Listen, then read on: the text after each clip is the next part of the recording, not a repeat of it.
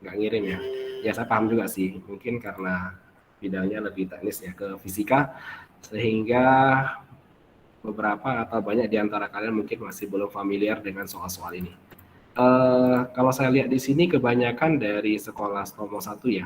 Jadi terus terang aja dari soal-soal pembahasan sekolah yang dari Stomo 1 itu tipenya itu agak sedikit berbeda ya dengan soal-soal SBMPTN.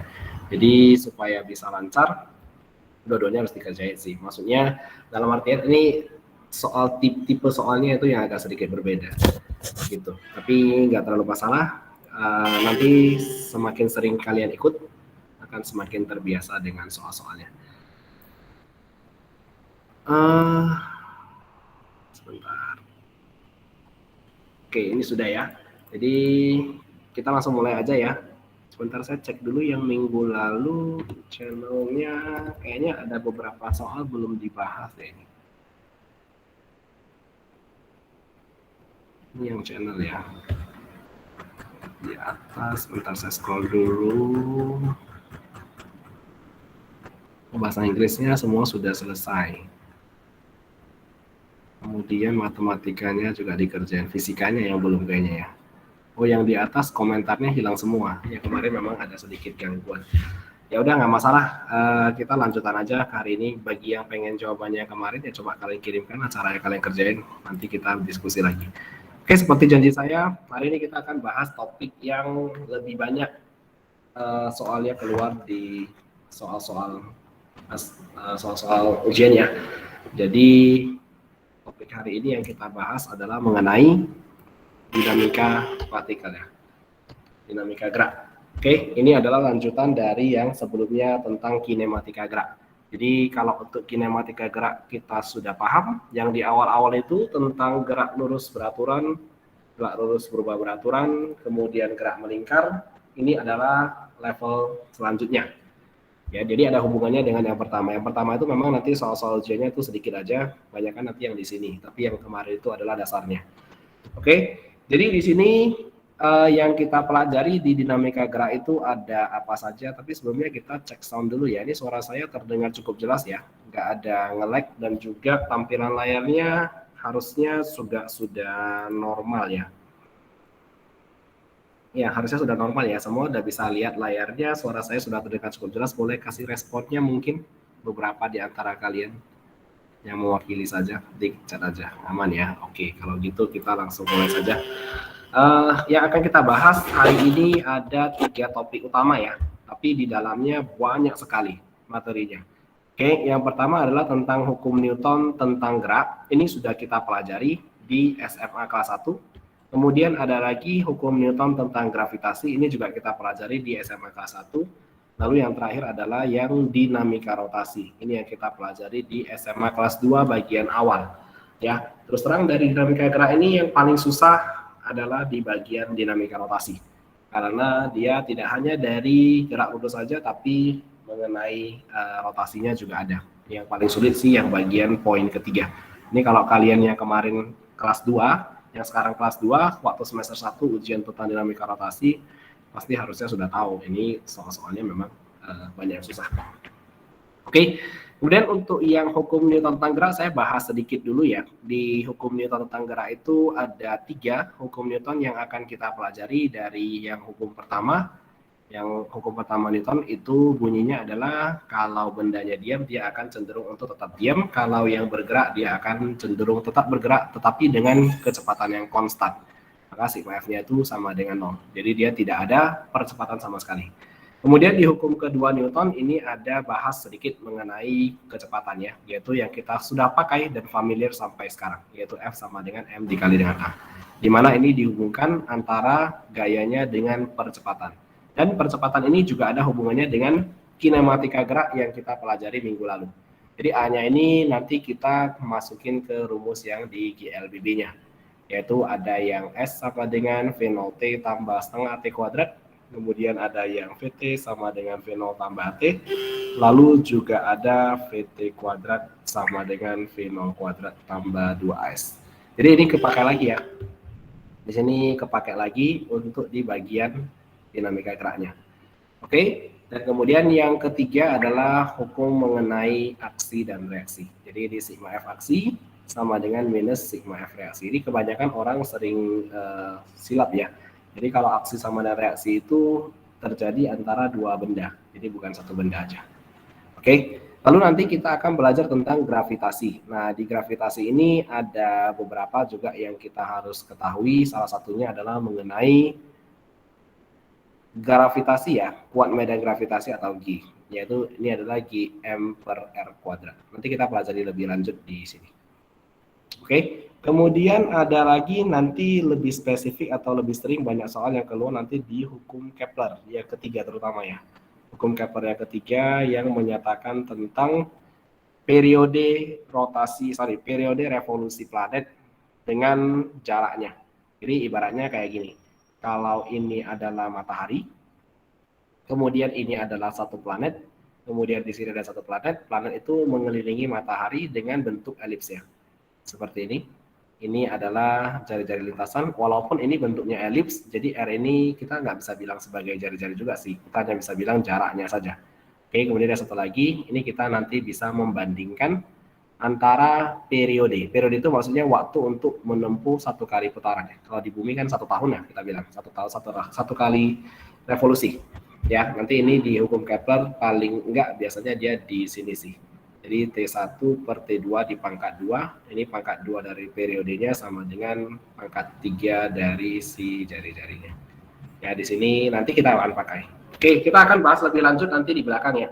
Kemudian yang terakhir adalah dinamika rotasi. Ini adalah topik yang menurut saya sendiri adalah yang paling sulit ya dari semua tingkatan kelas 1, kelas 2, kelas 3. Karena materinya yang sangat banyak, kemudian variasi soalnya juga sangat banyak sekali. Dan kalian yang sudah lewatin kelas 2 harusnya sudah tahu. Ini topiknya memang sangat banyak. Nanti kita jelasin satu persatu ya. Tapi saya rasa sih saya nggak akan bahasin semuanya ya. Nanti kita lihat mana soal-soal yang lebih sering keluar, kita bahasnya di topik bagian itu saja. Karena kalau dibahas semua, ini nggak akan cukup satu kali pertemuan. Ya, minimal kalau untuk bahas dinamika rotasi kita butuh berapa kali pertemuan ya? 2 kali 2 jam kali, 3 kali 2 jam. 3 kali pertemuan baru bisa selesai. Jadi nggak akan kita bahas secara keseluruhan, hanya spesifik beberapa bagian-bagian yang memang akan sering keluar nanti di soal ujiannya. Oke, sudah selesai tentang penjelasan di awal ya yang akan kita pelajari hari ini. Jadi kita sebelum masuk kita udah tahu kita mau ngapain. Ya, jadi biar ada inilah, ada yang gambarannya sedikit. Jadi daripada masuk blank kita nggak tahu mau ngapain kan. Oke, kita akan bahas satu persatu dulu dari topik hukum Newton tentang gerak dulu ya. Jadi hukum Newton tentang gerak seperti yang saya bahas tadi, ini ada sedikit definisi mengenai gaya, tarikan atau dorongan, Fn terbuka oleh gaya pada suatu benda antara lain hukum 1 Newton, hukum 2 Newton, hukum 3 Newton, ini seperti saya bahas tadi ya. Ini poinnya di sini. Sigma F-nya 0, sigma F-nya sama dengan M kali A, lalu F aksi sama dengan minus F reaksi. Oke, ini simpel aja. Bagian 2 tentang gravitasi juga simpel meskipun rumusnya agak banyak ya. Jadi di sini ada tentang gaya gravitasi di mana ketika ada dua buah benda atau dua partikel dia mau tarik menarik, maka gayanya kita bisa hitung dengan rumus F sama dengan G kali M1 kali M2 per R kuadrat ya. Kalian yang sudah belajar ini harusnya masih ingat lah. Oke, kemudian ada kuat medan gravitasi. Ini namanya percepatan gravitasi. Kita bisa simbolkan dia menjadi G kecil. Ini yang kita katakan biasanya percepatan gravitasi. Jadi percepatan gravitasi setiap planet itu berbeda.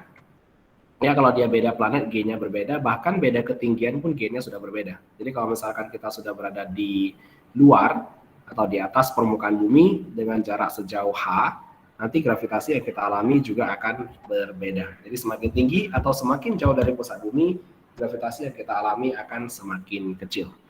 Ya, biasanya kalau misalnya untuk beberapa ketinggian, ini ya kita patokannya dari sini, kalian bisa lihat di poin A-nya. Percepatan gravitasi untuk ketinggian tertentu bisa dihitung dengan cara GA per GB sama dengan R per R tambah. R itu adalah jari-jari bumi. Jadi H itu adalah ketinggiannya di atas permukaan bumi. Ya, ini masih ingat lah ya, kalau yang banyak yang saya lihat banyak yang kelas 2 di sini ya. Ini remind yang kelas 1 kemarin. Kemudian kalau dia planetnya berbeda, maka kita bisa bikin seperti ini. GP per GB sama dengan massa per massa dikali dengan R per R dikuadratkan. Sebenarnya rumus ini adalah turunan. Dari mana? Turunkannya dari gaya F ini. Ya, jadi kalau misalnya kita mau bandingkan G1 misalkan nih, G1 per G2. Ini kan rumusnya adalah G sama dengan G kali M per R kuadrat. Ini pun sama G kali M per R kuadrat. Jadi kalau misalkan dia planetnya berbeda, berarti kan masanya beda. Gravitasinya aja dicoret. Maka kita dapatnya M1 per M2 dikali dengan R2 per R1 dikuadratkan. Jadi ini pakai BP, ya udahlah. Yang penting kita tahu aja ini adalah perbandingannya. Ya, bisa seperti ini ya. Ini dapat dari perbandingan gravitasi untuk planet yang berbeda. Ini jarang sekali keluar. Yang ini juga jarang, tapi ya kita nggak tahu nanti ke depannya seperti apa ya. Jadi lebih bagus kita juga singgung-singgung sedikit. Oke, ini udah selesai. Kelihatannya simple. Nanti soal yang kita bahas nggak akan sesimpel ini. Karena kalau kemarin tinggal masukin rumus langsung dapat jawaban, ini tidak seperti itu. Oke, kita lanjutkan lagi. Kemudian ada namanya kecepatan lepas. Itu apa sih? Kecepatan yang mampu melepaskan benda dari tarikan gaya gravitasi. Jadi artinya untuk bisa keluar dari tarikan gaya gravitasi, kecepatannya itu bisa dihitung dengan rumus V sama dengan akar 2GR atau V sama dengan akar 2GM per R. Itu datangnya dari si ini ya. Misalkan kita anggap satelit ya. Jadi satelit itu kayak gini. Satelit itu seperti yang kita tahu ini kan adalah bumi. Bumi itu punya banyak satelit-satelit di luar. Jadi setiap satelit itu ini dia harus terus bergerak dengan kecepatan V. Karena apa? Kalau dia tidak bergerak, maka dia akan ditarik oleh gravitasi bumi dan akan masuk kembali ke bumi. Makanya satelit itu selalu berputar. Nah, kecepatan putarannya namanya V sama dengan akar dari G kali R. G itu gravitasinya pada saat dia di posisi ini, R-nya itu adalah jaraknya dari pusat bumi. Karena semua tarikannya itu adalah dari pusat bumi. Ya, seperti ini. Oke, kemudian kita masuk ke periode, hubungan periode dan jarak. Ini juga nanti kalau kalian mau hitung juga boleh. Ini datang dari turunan rumus yang seperti ini ya. Jadi kita bisa bikin sigma F gravitasi itu sama dengan sigma F-nya dari si gaya sentripetal.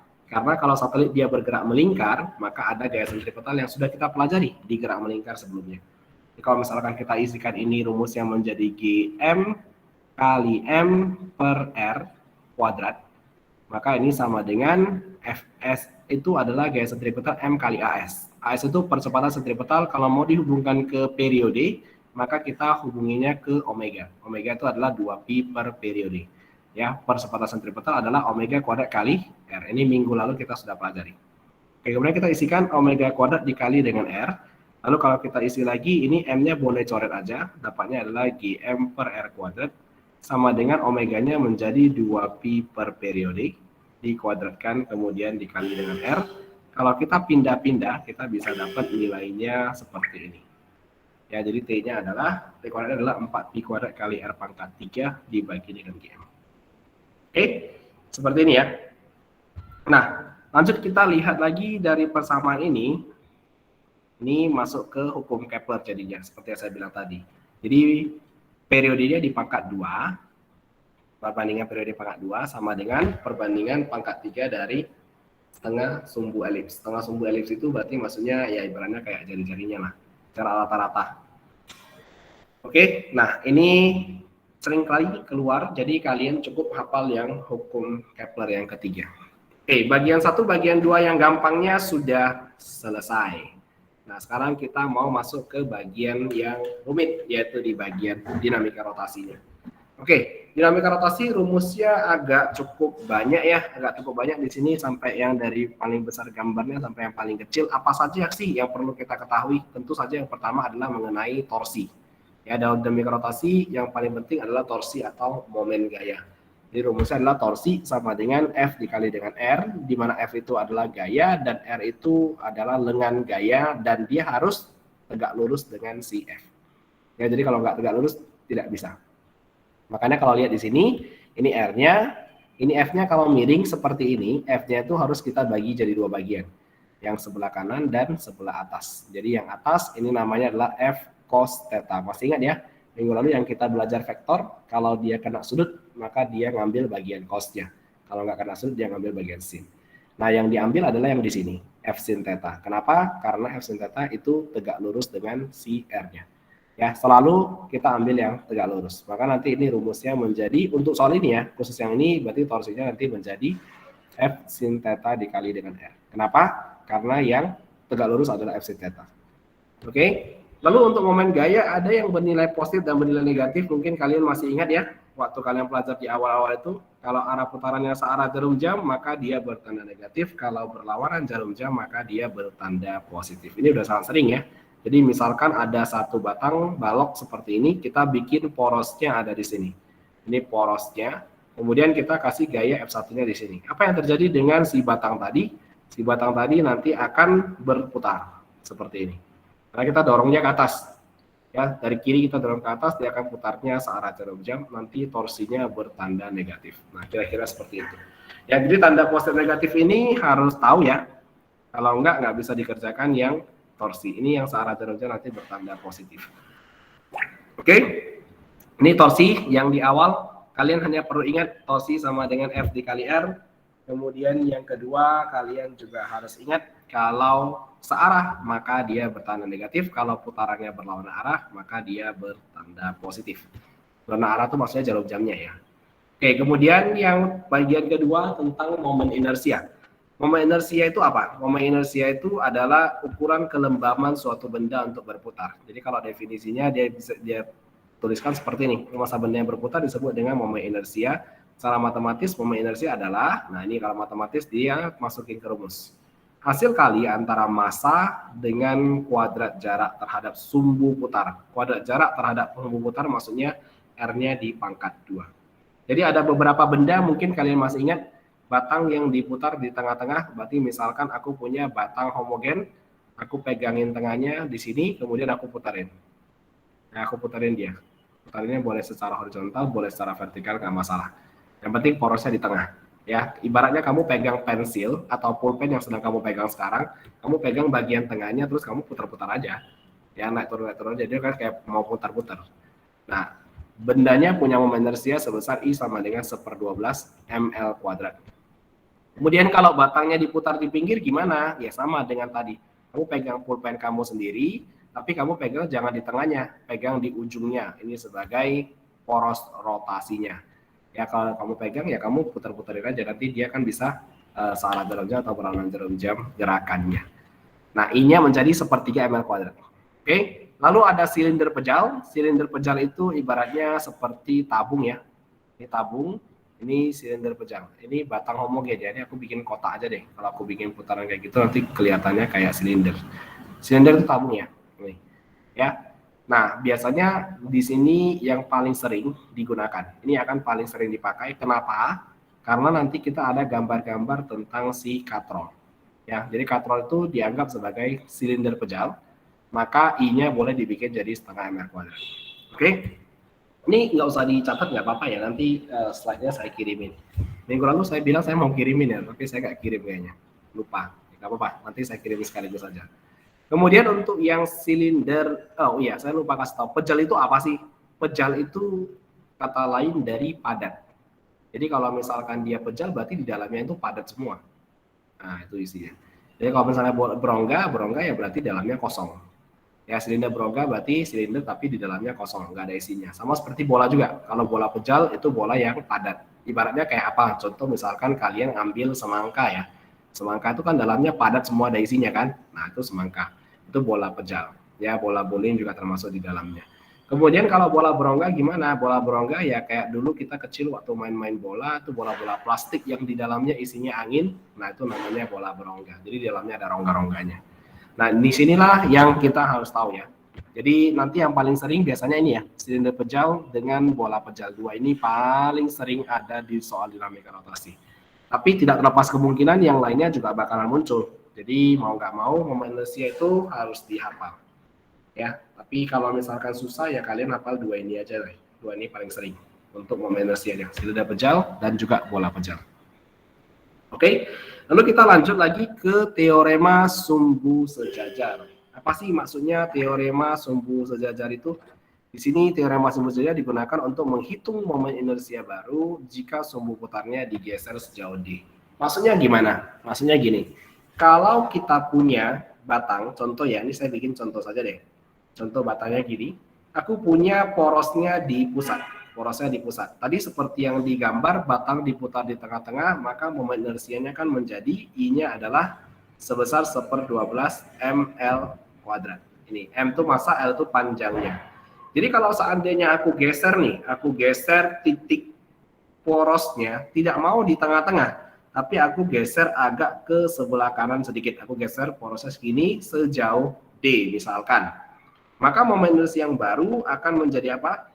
Menjadi I pusat massa, IP itu maksudnya I pusat massa, ditambah dengan MD kuadrat. Maka kita tinggal isikan ini menjadi 1/12 ml kuadrat ditambah dengan MD kuadrat. D itu adalah jarak pergeserannya itu sebesar berapa. Oke, nah mari kita buktikan kalau rumus ini benar ya. Coba kita buktikan dulu kalau rumus ini benar dengan cara bagaimana? Kita geser dia sampai ke ujung. Ya, kita geser dia sampai ke ujung. Jadi D-nya itu sampai ke ujung. Kita cek dulu apakah benar nggak kita bisa dapat hasil yang di atas ini, yang sepertiga ml kuadrat. Oke, dari sini ya. Jadi awalnya di sini porosnya kita geser porosnya sampai ke ujung. Ujung kiri, ujung kanan terserah, nggak ada masalah karena jaraknya juga sama, yaitu sama dengan setengah L. Ini sama ya, nah, seperti ini. Oke, coba kita buat dulu. Kalau kita masukin I sama dengan I pusat massa ditambah dengan MD kuadrat. Berarti I pusat massanya adalah 1/12 ml kuadrat ditambah dengan M dikali dengan 1/4 L kuadrat. Jadi kalau kita kali 3 di sini dan di sini kita dapatnya 3/12. Yaitu 4/12. Ya, ml kuadrat atau dapatnya 1/3 ml kuadrat. Nah, muncullah rumusnya ini. Jadi sebenarnya ini diturunkan sih. Dari mana? Dari yang batang homogen yang diputar di tengah-tengah porosnya. Oke, ini apakah nanti dipakai? Ada. Ini nanti akan kita pakai kalau seandainya sumbu putarnya itu berubah tempat. Ya, yang kita bikin di tabel di bagian atas itu semuanya sesuai dengan keterangan ya. Yang batang diputar di tengah-tengah berarti porosnya di tengah. Kalau di pinggir berarti porosnya di pinggir. Untuk silinder pejal, silinder berongga, bola pejal, dan bola berongga, ini semuanya adalah di pusat masanya. Berarti di tengah-tengah. Ini di tengah-tengah, ini di tengah-tengah, ini di tengah-tengah. Gak ada yang di pinggir ya, kecuali yang batang homogen poros di pinggir. Ini pun kita buat dari turunkan yang di atas itu. Ya, semuanya di pusat massa. Makanya tulisannya IPM. I atau momen inersia di pusat massa. Oke, selanjutnya kita masuk ke topik hubungan antara hukum Newton dan juga dinamika rotasi. Jadi ternyata di hukum Newton tadi tentang gerak juga ada hubungannya ke dinamika rotasinya, terutama di bagian torsi. Ya, jadi torsi seperti yang kita tahu di depan tadi ada rumus torsi sama dengan F dikali dengan R. Ini adalah gaya dikali dengan lengan gaya yang tegak lurus. Tambahan satu lagi, torsi adalah I dikali dengan alfa. Jadi ini kita coba hubungkan dia dengan momen inersia yang tadi kita buat. Yang ini, di momen inersianya. Ya, jadi untuk setiap benda itu kita udah dapat I-nya. Udah ada I-nya, terutama benda-benda yang khusus ya, seperti yang ada di tabel. Kemudian alfa itu adalah percepatan sudut benda. Biasanya ini dipakai untuk soal-soal yang katrol. Jadi kalau ada katrol, kebanyakan sih kita akan pakai nanti yang ini. Nanti kita jumpain soalnya, kita bikin contoh soalnya supaya sama-sama bisa paham. Lalu bagian terakhir dari dinamika rotasi adalah mengenai momentum sudut. Ya, momentum sudut itu adalah hasil kali momen inersia dengan kecepatan sudut. Biasanya kita tuliskan L sama dengan I dikali dengan omega.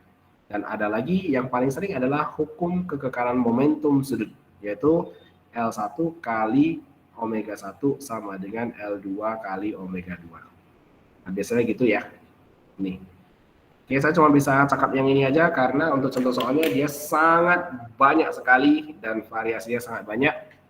Kita langsung masuk ke contoh soal saja ya. Ini kita cuap-cuap juga sudah lumayan lama ya, udah setengah jam juga. Oke. Apakah ada yang perlu kalian catat? Ya, bagi yang mau catat boleh. Yang mana aja yang mau dicatat? Kalian boleh nyatet yang sebentar saya lihat dulu. Sebenarnya untuk dinamika rotasi rumusnya memang cuma ini aja sih. Cuman lebih banyak aja harus mikir ini kemana, ini bagaimana dan sebagainya. Kalau saya bilang catat rumus F sama dengan M kali A, tentu kalian udah nggak mau ya. Karena siapa pula yang nggak tahu itu rumusnya kan. Oke, nanti mungkin yang perlu kalian catat adalah di bagian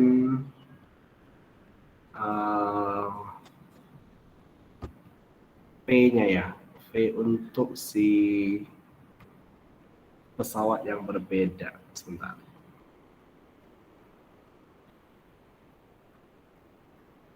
Oke, ini besar kecepatan mengorbit suatu benda. Saya belum catat kali dia. Dia ada tambahan di sini ya.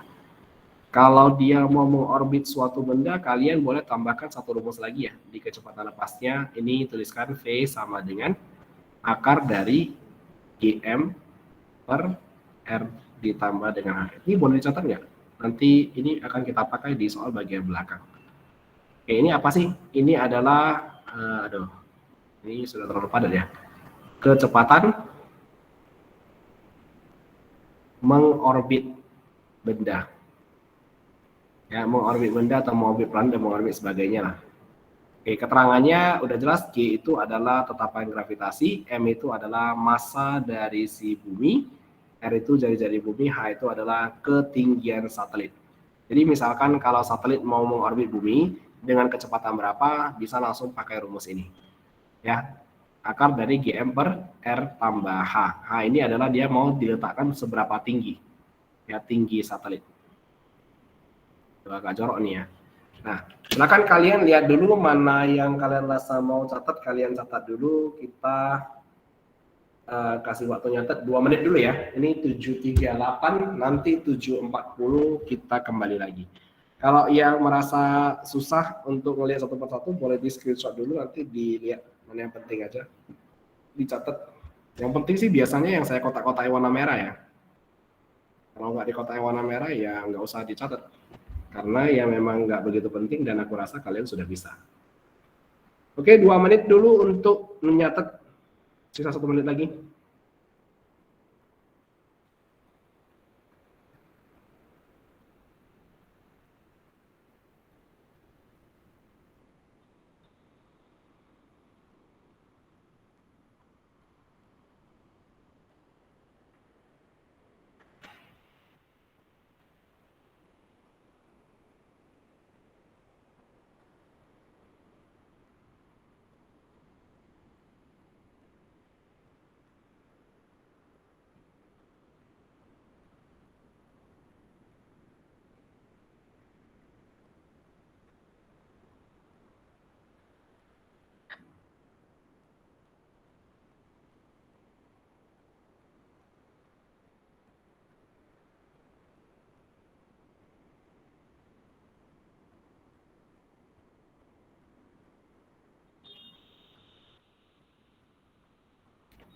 Oke, sudah selesai. Kalau gitu kita langsung coba cek ke contoh soal. Ini ada yang mau bertanya, kayaknya kita belajarnya kayak satu arah gitu ya. Tapi nggak apa-apa lah, nanti dari soal saya ajak kita sama-sama ngerjain.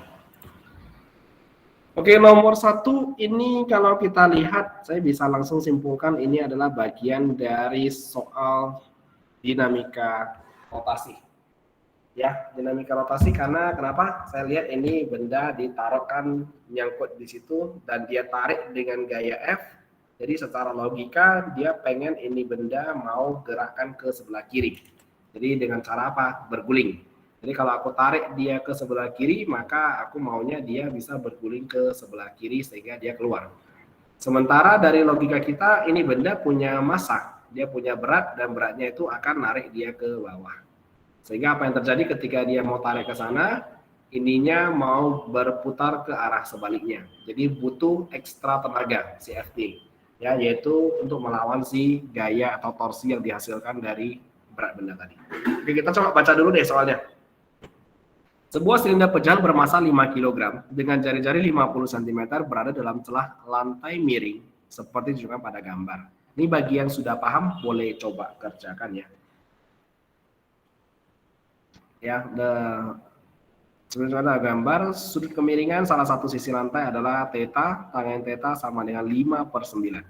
Jika silinder ditarik dengan gaya horizontal F sama dengan 90 Newton, momen gaya total yang bekerja pada silinder relatif terhadap titik A adalah berapa. Oke, karena dia fokusnya ke titik A, maka kita bikin porosnya di titik A. Jadi caranya gini ya, coba kita gambar ulang dulu. Ini ada lantai, lantainya miring, di sini dikasih sebuah bola. Oke, ini ada kasih sebuah bola, ini agak jelek ya, sorry ya. Gambar kita nggak begitu bagus, tapi nggak apa-apa. Di sini adalah tempat dia narik ya. Saya bikin dulu ini poros ya. Ini poros. Oke, supaya membedakan kita kasih warna yang berbeda ya. Gaya F-nya ditarik ke sebelah kiri. Saya tuliskan ini adalah F. Lalu kemudian gaya beratnya kita tarik dia ke bawah. Ini gaya beratnya. Ini W-nya. Oke, beratnya kebetulan sudah dikasih tahu dari soal, massa dia adalah 5 kilo. Berarti beratnya adalah 50 Newton. Biasanya kalau kita buat G-nya langsung bikin 10 saja. Oke, lalu kita buat lagi, F-nya sudah dikasih tahu di soal, itu adalah 90 Newton. Oke, nah momen gaya itu apa? Momen gaya itu maksudnya adalah torsinya. Ya, dalam hal ini adalah sigma torsi. Kenapa sigma torsi? Karena ada dua gaya yang menyebabkan bendanya berotasi. Ya, ada dua gaya yang menyebabkan bendanya berotasi. Oke, sekarang kita bisa hitung dulu satu persatu dari si ini dulu. Oke, seperti yang saya bilang, kalau mau cari torsi, rumusnya adalah F dikali dengan R. Tetapi harus tegak lurus. Nah, sekarang posisi kita F-nya ada di panah sebelah kiri, poros kita ada tepat di bawahnya.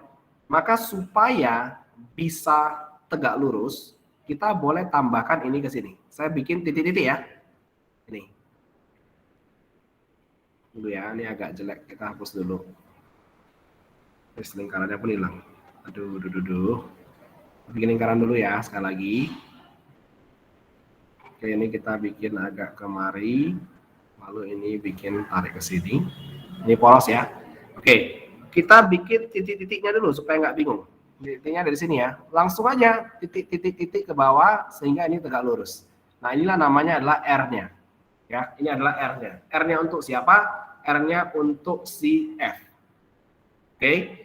Paham ya? Kira-kira sampai sini ya. Dari poros, cukup kalian tarik garis titik-titik sampai ke gaya, sehingga dia membentuk sudut siku-siku.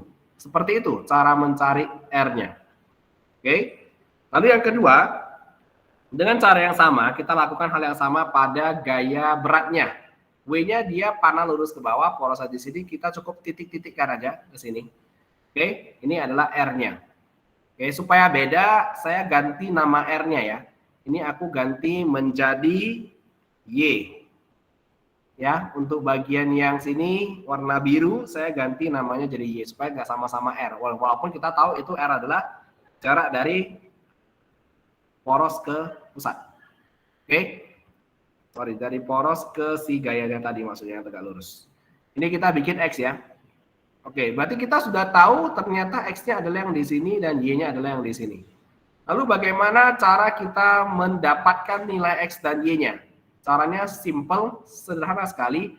Kita lihat titik porosnya di sini, titik pusat lingkarannya di sini, kita tarik satu garis. Oke, kita tarik satu garis, maka kita akan dapatkan sebuah segitiga. Jadi segitiganya kita bisa keluarkan. Sini, ini kita keluarin segitiganya, ini siku-siku. Di sini adalah Y, di samping sini X, maka X-nya akan sama dengan X yang di sebelah sini. Oke, lalu kemudian dari sini ke sini adalah R. R itu apa? Ya, jari-jari dari si bola pojok tadi. Oke, udah dikeluarin, dapat X, Y, dan R-nya. Nah, sekarang dari data kita lihat, ternyata dia ada katakan sudut kemiringan salah satu sisi lantai adalah theta. Di mana tangan tetanya adalah 5/9. Tetanya adalah yang di sini. Berarti antara garis ini dengan garis horizontal sudutnya adalah theta. Nah, garis ini sebenarnya dia sejajar dengan yang garis dari A sampai ke poros tadi. Oleh karena itu kalau kita bikin titik-titik ke sini, ini juga akan menjadi theta. Jadi kita bisa bikin tetanya jadi di sini. Oke? Cukup jelas ya? Nah, di sini dikatakan jari-jarinya 50 cm. Ya, jari-jarinya 50 cm, jadi kita bisa bikin R-nya adalah 50 cm. Dari situ kita udah bisa dapat X dan Y dong. Ya kan? Udah bisa kita dapat nilai X dan nilai Y-nya. Jadi kita buat dulu R itu 50 ya. Berarti 50 cm. Berarti kalau mau bikin tangen theta itu kan 5/9 ya. Berarti ini adalah depan per samping. Oke, berarti miringnya berapa? Miringnya adalah akar miring kuadrat sama dengan depan kuadrat tambah samping kuadrat. Berarti miringnya kuadrat sama dengan 5 kuadrat tambah 9 kuadrat. Berarti miring kuadrat sama dengan 25 ditambah 81. Berarti miring kuadratnya adalah 106 atau sisi miringnya adalah sebesar akar 106. Oke. Nah, udah dapat sampai sini, sekarang tinggal kita isikan aja. Kalau mau cari X berarti kalian boleh pakai yang sinus. Berarti sin theta sama dengan depan per miring. Depannya adalah X, miringnya sin theta berarti udah ada angka ya. Depannya X, miringnya R. Depannya adalah 5, miringnya adalah akar 106. Oke, berarti X-mu adalah berapa? Berarti 5, 5-nya yang mana nih? Ya ini ya, benar ya, sampai sini ya. Berarti 5R per akar 106. Oke, nah dapat ini, sekarang kita bisa lanjutkan untuk cari nilai Y-nya. Dengan cara yang sama, kita pakai cos theta sama dengan samping per miring. Jadi sampingnya adalah Y, miringnya adalah R. Ini sampingnya adalah berapa ini? Sampingnya tadi adalah 9, miringnya adalah 106 diakarin. Maka Y-nya adalah sebesar 9R per akar 106. Oke, kita udah dapat nilai X dan nilai Y-nya, sekarang tinggal kita masukin ke porosnya. Kita lihat dulu ya, ini siapa yang lebih besar nilainya? Apakah yang F ataukah yang torsi? Gak ada masalah, kita bisa ikut seperti biasa aja. Ini artinya kita bikin F dikali dengan R, kemudian dikurangi dengan Kok kita belum menentukan arah putarannya ya. Kalau kita bikin F-nya tarik ke samping, maka dia akan putarnya seperti ini. Putarannya akan berlawanan jarum jam. Berlawanan jarum jam berarti dia bertanda positif. Sementara yang W, ini akan berputar searah jarum jam. Berarti dia akan bertanda negatif. Nah, dengan hal demikian kita bisa buatnya ini. Jadi F kali X dikurangi dengan W dikali dengan Y. Ini minus karena dia berputarnya berlawanan jarum jam. Oke, nilai F-nya berapa? Nilai F-nya adalah 90. Nilai X-nya berapa? 5 kali R-nya langsung aja 0,5 boleh ya. Kemudian dibagi dengan akar 106. Nah, W-nya berapa? 50. Y-nya berapa? Y-nya adalah 9 dikali R-nya 0,5. Kemudian dibagi dengan akar 106. Kalau kita lihat angkanya di sini 90 kalau dikali 0,5 kan dapatnya adalah 45 kali 5. Ini kalau kita geser komanya juga 45 kali 5, ini hasilnya sama, maka torsinya adalah sebesar 0. Jadi jawaban kita adalah 0. Ini dia. Oke, silakan dilihat dulu. Saya coba menyederhanakan ya. Ini kalau misalkan ada yang masih belum paham, ya bolehlah kalian tanyakan.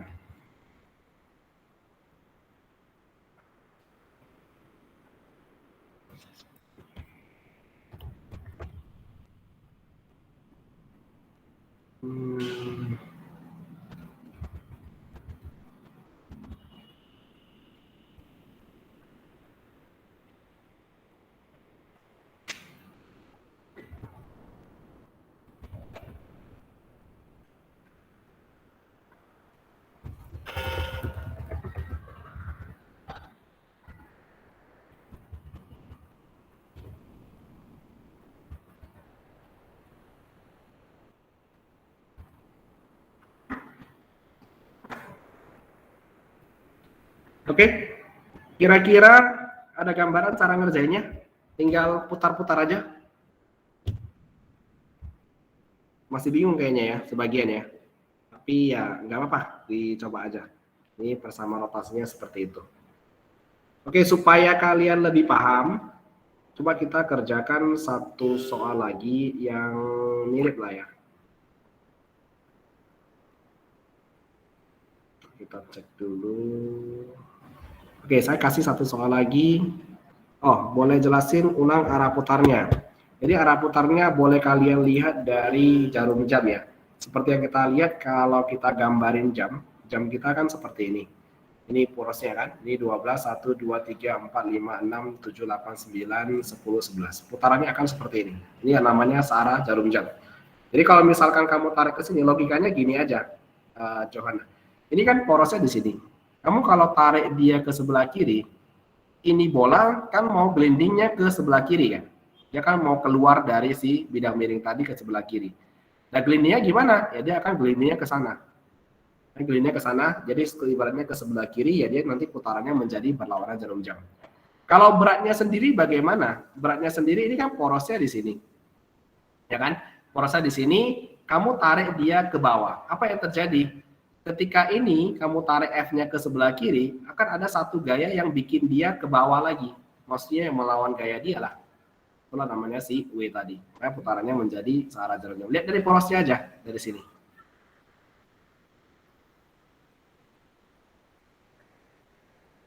Oke, kita ke contoh soal yang berikutnya ya.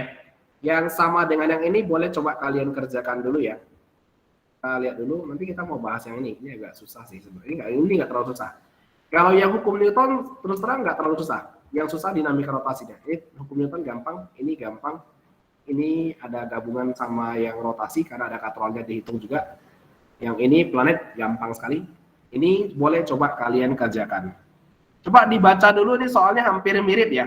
Sebuah silinder pecah dengan jari-jari 50 berada pada celah lantai miring seperti yang pada gambar. Sudut kemiringan salah satunya adalah 30 derajat dan silinder ditarik dengan gaya 50 Newton. Nah, pertanyaannya, silinder tersebut tepat terangkat. Nah, ini kata-kata tepat terangkat itu maksudnya apa sih? Tepat terangkat itu artinya sigma torsinya sama dengan 0. Ya, sigma torsinya sama dengan 0, ibaratnya sama dengan kejadian yang tadi.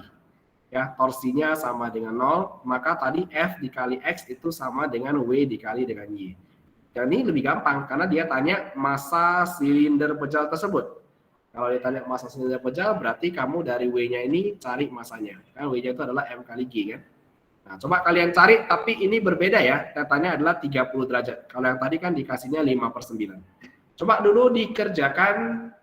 Ini angkanya cantik dan tidak terlalu susah. Saya kasih kopean dulu, contekan. Kalian boleh screenshot dulu yang ini supaya tahu cara ngerjainnya gimana. Yang penting sih sebenarnya gambar ya. Yang penting sih sebenarnya gambar. Kalau dari gambar ini konsepnya kalian sudah paham, kalian sudah bisa kerjakan. Oke, ini dicontek dulu supaya tahu cara ngerjainnya. Setelah itu kalian boleh coba kerjakan satu soal yang ini. Saya kirimkan di grup ya. Nanti jawabannya kalian boleh kirimkan ke aku. Nanti kita tunggu dulu kalau misalkan ada 2 orang atau 3 orang yang sudah selesai, ya berarti sudah, saya anggap sudah oke. Oke, kita buka channelnya dulu ya. Ini agak susah kita pindah-pindah channel. Siapan channel, oke. Nah, saya kirim kopiannya juga lah ya. Saya kirim kopiannya juga ke grup, jadi yang belum sempat screenshot bisa lihat dari grup saja. Gampang saja ini.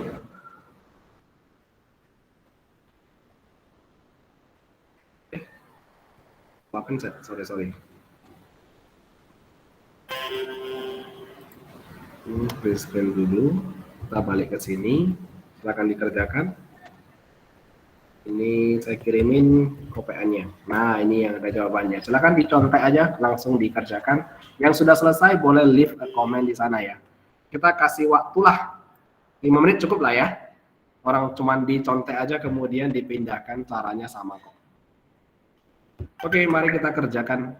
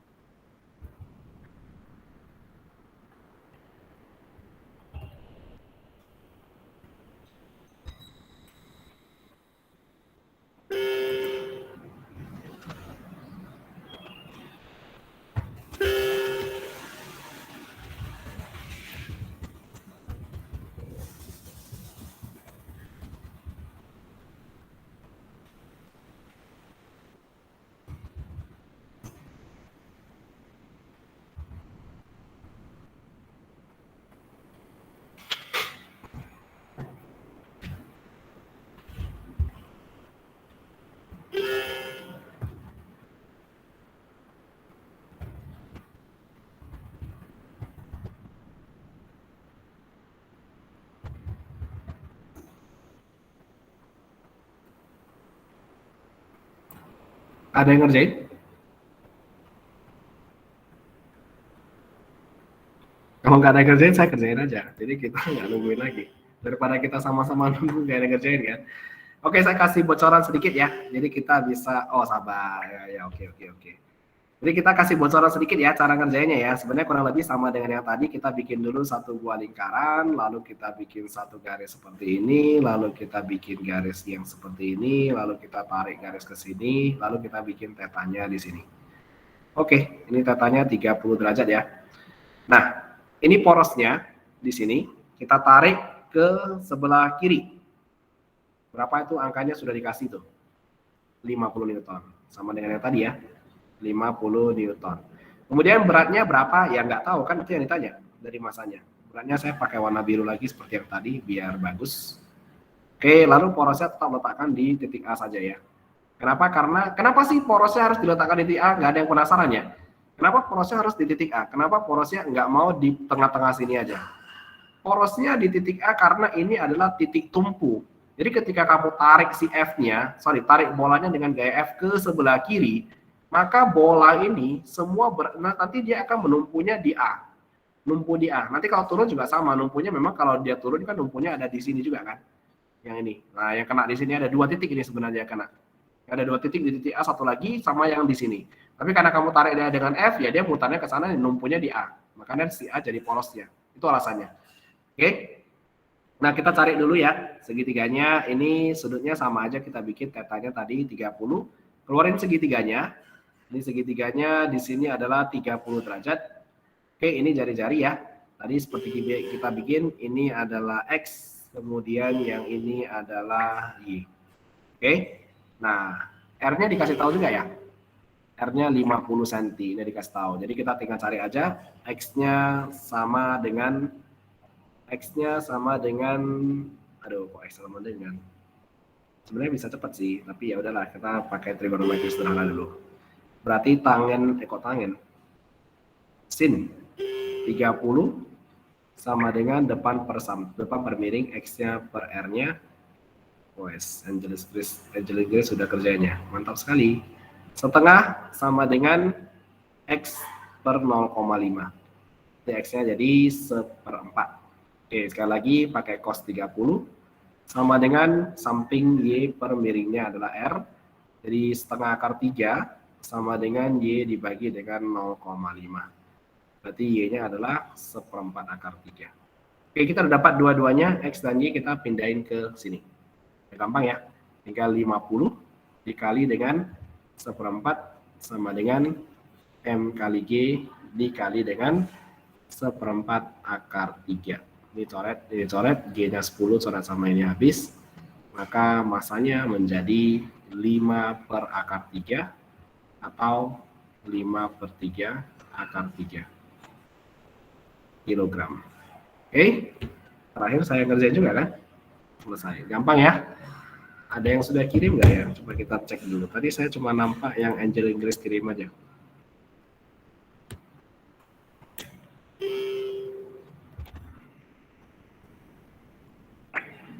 Kenapa kalian kirimnya ke ini dong, ke channelnya? Apaan sih kalian nih? Oke. Ya udah selesai. Ya. Kirim di channel lah. Jadi kita kan nampak ada ini apa namanya?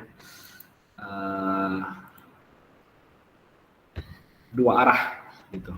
Tadi Angel Inggris sudah kirim ya? Di delete lagi kayaknya. Mana sih? Alah, ya nggak apa-apa, santai aja. Tapi nggak ada yang kirim ya di channel. Serius beneran nggak ada yang kirim loh. Mau cek dulu ya. Channel rapot, channel.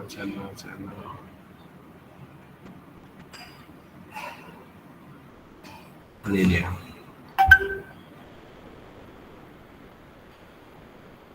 Yes, tidak ada yang ngirim. Baiklah kalau begitu, ini saya kirimin aja jawabannya. Susah ya? Sebenarnya enggak sih, simpel aja, ini tinggal dibalikkan sama kok dengan yang tadi.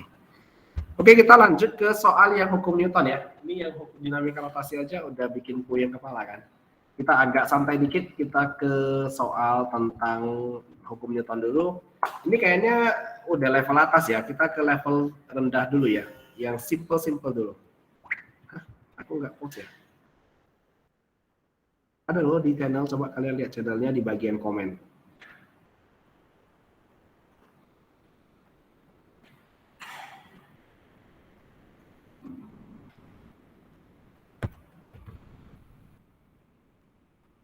Ini ada loh di bagian komen. Coba saya tag dulu.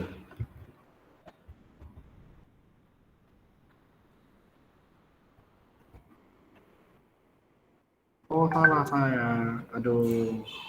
Aku kok post di raport ya. Aduh, maaf. Sorry. Salah aku ini.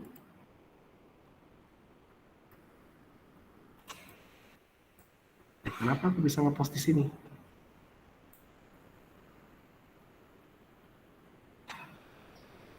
Ya.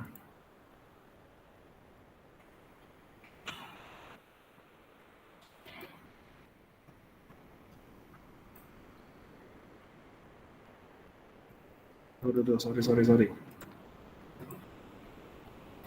Kita persiapan ada, oh iya. Aduh, maaf. Aku salah ya. Harusnya tadi aku ngepostnya di sini. Sebentar. Saya ngepostnya ke channel yang lain. Nggak ada yang kabarin. Terus nggak ada yang jawab. Yang di situ ya, benar harusnya. Aduh.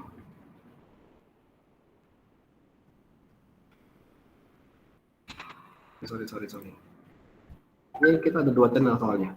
Satu channel untuk yang private kita, satu lagi ke ini, saya salah post ya.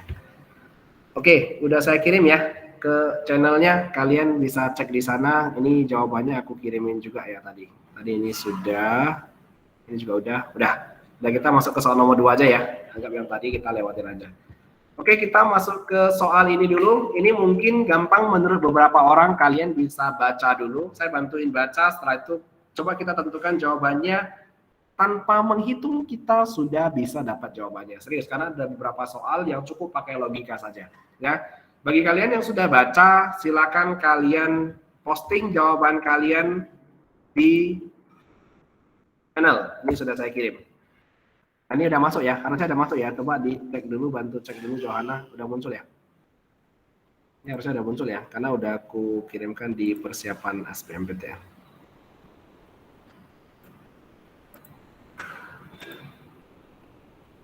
Oke, udah muncul? Yang bawah? Oke, silakan dibaca dulu lalu dijawab. Saya bantu baca dulu ya. Sama-sama kita baca. Suatu balok bermassa 2 kg yang berada pada suatu bidang datar licin mengalami gaya konstan F sama dengan 10 Newton dengan arah seperti ditunjukkan oleh gambar. Nah, kalau dia ngarahnya ke sini, nanti gayanya akan terbagi 2 bagian. Satu ke kanan, satu lagi ke bawah. Ya, yang ke kanan namanya adalah F dikali dengan sin theta, karena dia tidak kena sudut. Yang kena sudut pakai cos. Ini adalah F dikali dengan 10 dikali dengan sin 60, berarti 10 kali setengah akar 3. Hasilnya adalah 5 akar 3. Oke, nah katanya gini, gaya dikasih seperti ini, dengan arah seperti pada gambar, kecepatan balok pada saat T sama dengan 0, artinya pada saat mulai ya, pada saat T sama dengan 0 adalah 2 meter per second ke arah kiri. Berarti awalnya si benda ini sedang bergerak ke arah kiri dengan kecepatan sebesar 2 meter per second. Pertanyaannya, balok akan bergerak A ke kiri diperlambat dalam selang waktu 0 sampai 4/5 akar 3 second, dan setelahnya ke kanan dipercepat. Yang B, ke kiri diperlambat dalam selang waktu 0 sampai 4/5 second, dan setelahnya dipercepat dalam arah yang sama. Oke, yang C, ke kiri diperlambat dalam selang waktu sekian, selanjutnya dipercepat dalam arah yang sama. Yang D, ke kanan diperlambat dalam selang waktu sekian, setelahnya dipercepat dalam arah yang sama. Ini juga ke kanan diperlambat dalam selang waktu sekian, dan setelahnya diperlambat dalam arah yang sama. Ini kanan, ini ke kanan, ini yang ke kiri, ini yang ke kiri, ini yang ke kiri. Kira-kira menurut kalian jawabannya mana? Ada yang sudah post, tinggal pilih saja. Oke, Wendy Wirya langsung jawab A. Dia sudah jawab. Yang lain ada yang sudah jawab? Cepat sekali ya. Dia langsung cari percepatannya, lalu menggunakan yang kinematika gerak untuk mencari selang waktunya. Oke, ada? Yang lain lagi? Mungkin sudah ngerjakan?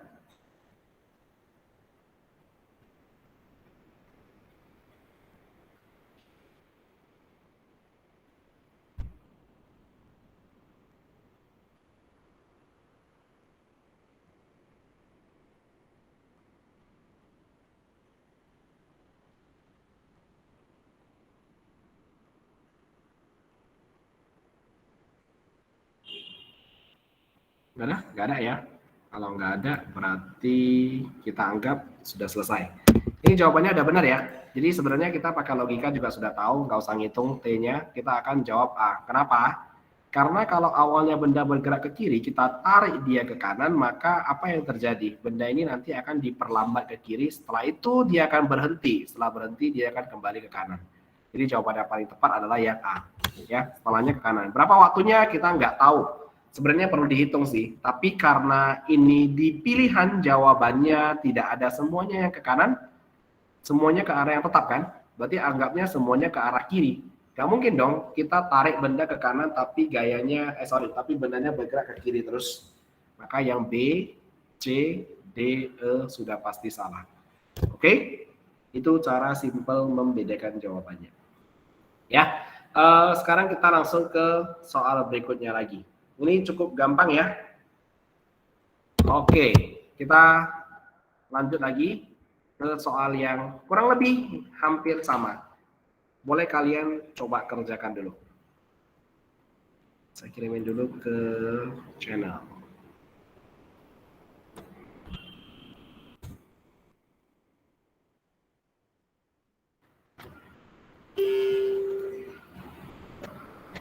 Kira-kira udah jawab?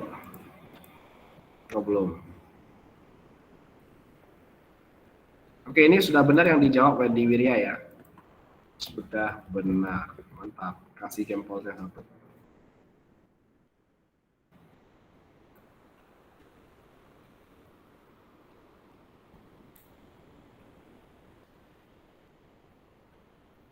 Oke, silakan kerjakan yang kedua. Kurang lebih sama ya. Kadang-kadang ada yang berpikir saya kasih soal latihannya 1 tambah 1 sama dengan 2, suruh orang ngerjakannya entah yang mana. Tapi sebenarnya ini sama aja. Satu balok bermasa 2 kg, cara kerjanya mirip seperti yang dikerjakan sama si Wendy Wirya tadi, cuman ini pertanyaannya adalah mencari gaya tekan. Gaya tekan itu apa? Gaya tekan itu adalah gaya normal. Ini panah ke atas, ini N-nya, gaya normal. Ya, itu yang ditanya. Jadi jangan lupa ini dibagi dulu gayanya. Karena dia bilang F-nya 10 Newton, berarti ini menjadi 10 kali cos, bukan cos ya, sin ya. Oke, Warek sudah jawab tadi kayaknya ya. Gak apa-apa, kita tunggu dulu teman-teman yang lain mungkin masih ngerjain. Sin 60 berarti ini 5 akar 3. Yang ini tarik dia ke bawah, ini menjadi F cos 60, berarti dapatnya adalah sebesar 5. Oke. Kecepatan balok pada saat T sama dengan 0 adalah 2 meter per second ke sebelah kiri, sama aja. Cuman dia tanya di sini gaya tekan balok pada lantai. Gaya tekan balok pada lantai berarti yang ditanyakannya adalah N besarnya atau gaya normal. Ini gampang ya. Kalau ini tinggal kalian cari saja sigma F Y sama dengan 0. Karena bendanya nggak mungkin bergerak ke bawah ya. Kenapa nggak mungkin bergerak ke bawah? Ya karena di bawah ada ada yang menahan. Lantainya nahan dia, nggak mungkin bergerak ke bawah. Yang ada dia bergerak ke kanan. Jadi secara sumbu Y itu tidak ada pergerakan. Makanya sigma F-nya 0. Yang sigma F-nya di atas ada gaya normal, di bawah ada 5. F-nya berapa sih? Oh, ini ada gaya berat lagi ya. Saya lupa. Ini ada W-nya, yaitu sebesar 20 Newton. Ya. Setiap benda itu punya gaya berat. Jadi N Di atas kurangi W dikurangi dengan F cos 60 sama dengan 0. Maka N-nya kurang 20 kurang 5 sama dengan 0. Ini gampang sekali ya. Jadi N-nya langsung sama dengan 25. Oke, yang sudah menjawab tadi cuma satu orang. Gampang kali. Ya, memang seperti itulah. Ya, Warid langsung jawab T ya. Mantap sekali. Oke, kita lanjut lagi ke soal berikutnya ya. Ini ada yang mau nanya? Simpel ya. Karena saya udah bilang tadi kan, hukum Newton itu gampang, nggak terlalu susah. Yang lebih susah itu di bagian dinamika rotasinya. Ya, mau nggak mau itu harus dipelajari karena soal yang keluar paling banyak dari topik mengenai dinamika gerak ini. Oke, kita lanjut lagi. Tadi kita udah terlalu stres ya kayaknya di soal pertama ya. Ini udah gampang-gampang pun jadi nggak kepikiran. Nah, ini boleh kita coba kerjakan. Mirip dengan yang tadi. Boleh dibaca dulu. Suatu balok bermassa 2 kg yang berada pada suatu rel ganda datar dan licin mengalami gaya konstan F sama dengan 10 Newton dengan arah seperti ditunjukkan pada gambar. Jadi didorongnya F-nya ke atas dengan gaya seperti itu, nanti dia akan dapat dua gaya ya, ke kanan dan ke atas. Oke. Lalu kemudian awalnya si benda itu sedang ada atau sedang bergerak dengan kecepatan 2 meter per second ke arah kiri.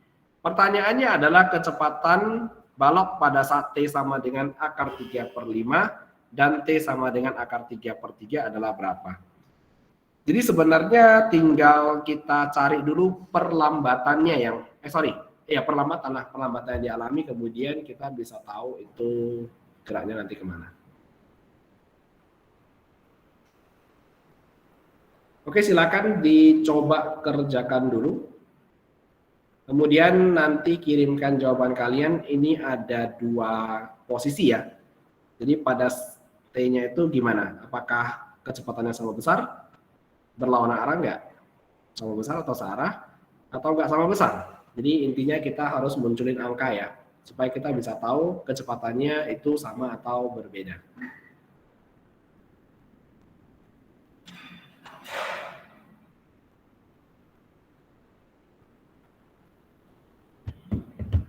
Kalau udah siap, silakan dikirimkan ya. Kita tunggu jawabannya. Saya belum post soalnya ya. Gimana kita bisa kirimin jawaban? Oke, ini saya post dulu.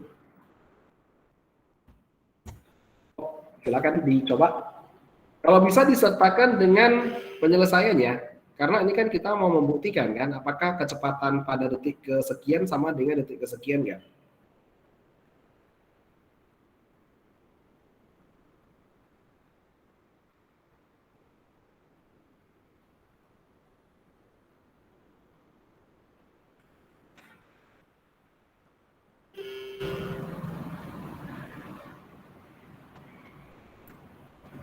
Sudah, si Albert sudah langsung ngerjain. Sip, dia jawab A. Ada mungkin jawaban yang lain? Jawabannya A, sama besar dan berlawanan arah.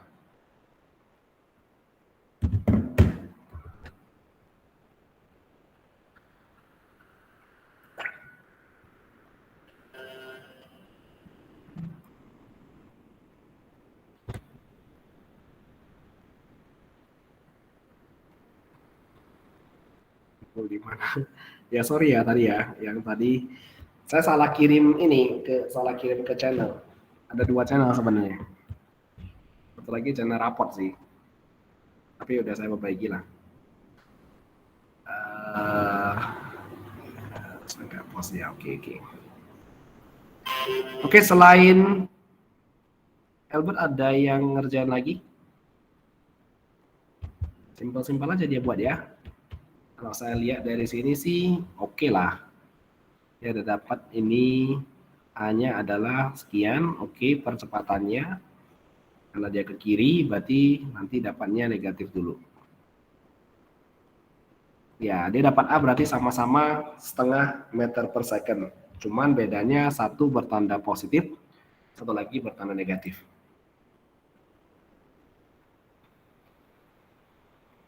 Oke. Coba kita bahas ke sini dulu ya.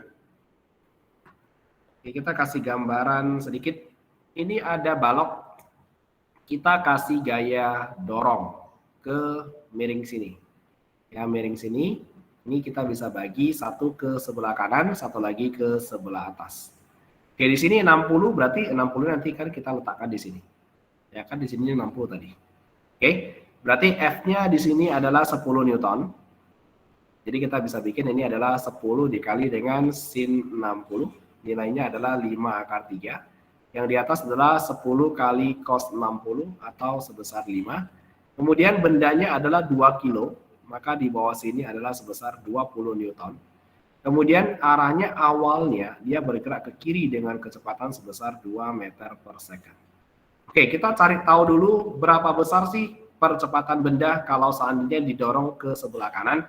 Jadi kita dapatkan dengan cara sigma F sama dengan M dikali dengan A. Kebetulan ini tidak ada bahas gaya gesekan ya. Kalau nggak ada gesekan, jadi gayanya cuma satu aja kita masukin. 5 akar 3 sama dengan masanya adalah 2 dikali dengan A, maka benda ini akan mengalami percepatan sebesar 5 per 2 akar 3 meter per second kuadrat. Oke, kemudian pada detik ke sekian dan sekian, jadi ada 2. Jadi kita buat dulu ya.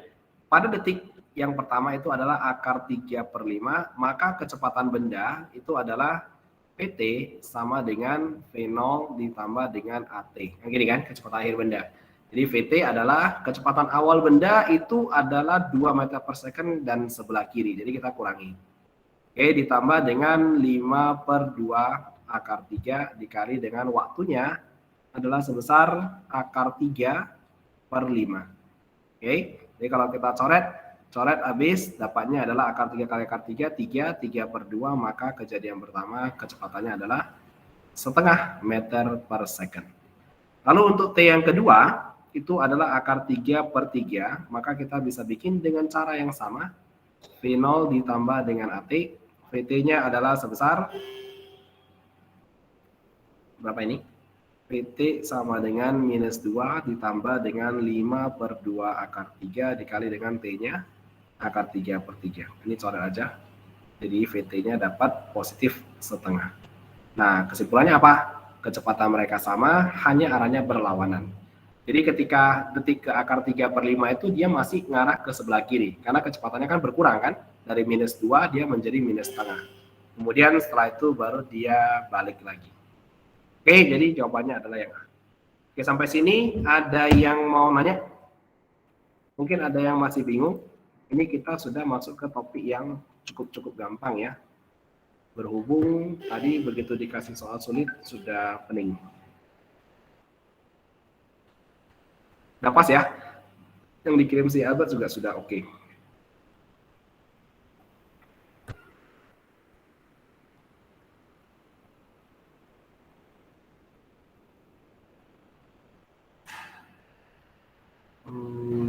Sebentar ya.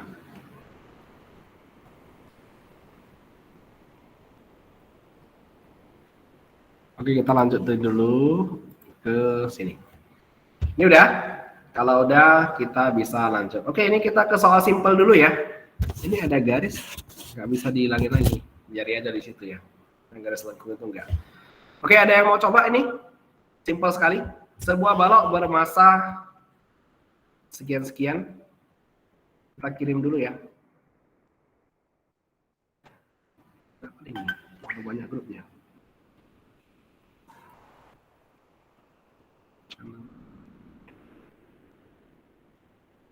Mana bedanya channel?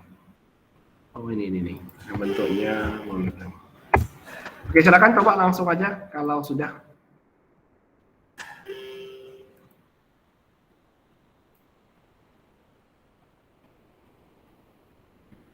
Sebuah balok bermasa M meluncur dari ketinggian H pada sebuah bidang miring. Sudut kemiringannya terhadap bidang datar adalah θ dengan kelajuan tetap. Koefisien gesek kinetik antara balok dengan bidang miring adalah mu. Besarnya gaya gesekan kinetik yang bekerja pada balok adalah berapa?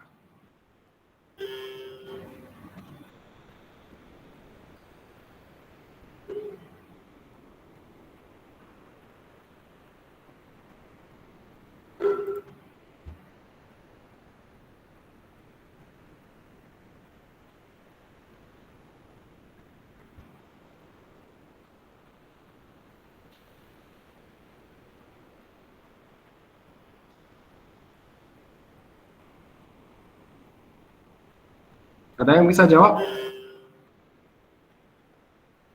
Nggak ada itu. Yang kayak rambut itu abaikan aja. Itu kayaknya waktu di scan ada rambut yang jatuh ke situ. Abaikan aja. Itu garis itu yang nggak rambut nggak masalah ya. Aduh, kalian pun harus digambar ulang lagi nih. Ini bidang miring seperti ini. Ini kotaknya. Oke, kemudian di sini ada gaya normal. Lalu di sini ada gaya gesekan kinetis. Ini bendanya udah pasti ada mg ya. Terus dia udah bagi nih. Ini dan ini. Ini gampang aja nih. Tinggal kalian baca-baca udah tahu nih. Ini mg sin theta. Yang ini adalah mg cos theta. Yang ditanyakan adalah gaya gesekan kinetis yang bekerja pada balok adalah sebesar berapa? Ditanya F-nya ya. FK-nya itu berapa? Jadi dihubungkan dengan pernyataan-pernyataan yang ada. Tinggal kalian sesuaikan saja. Oke, Johanna dapat D ya. Boleh nggak Johanna kirimin ini caranya?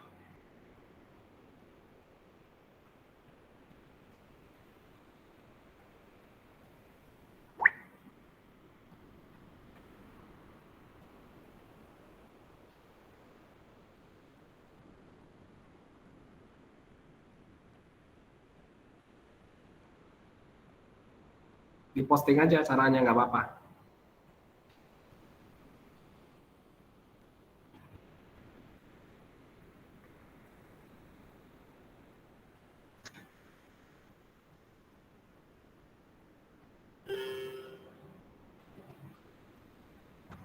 Mana cara? Ada lah, masa nggak ada di pakai.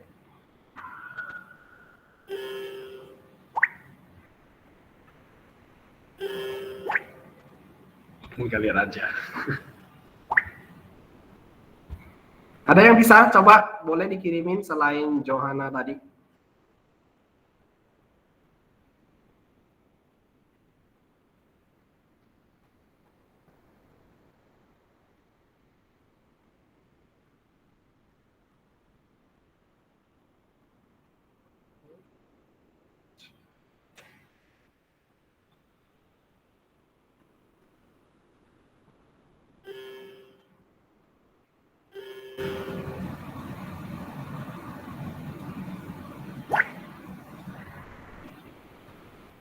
Kirim aja langsung.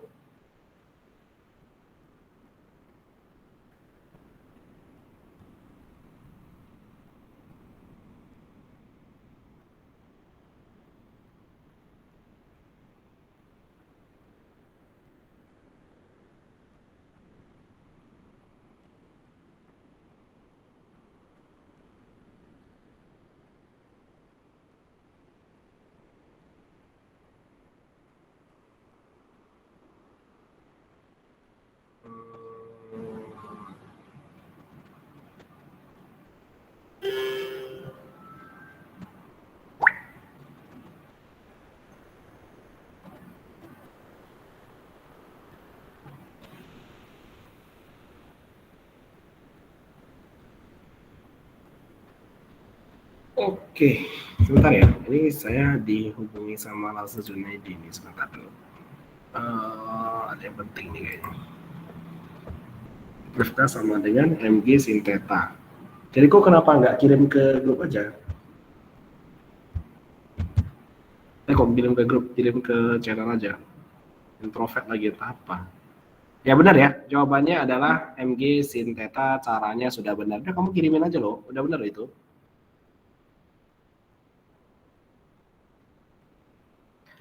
Oke, sebentar.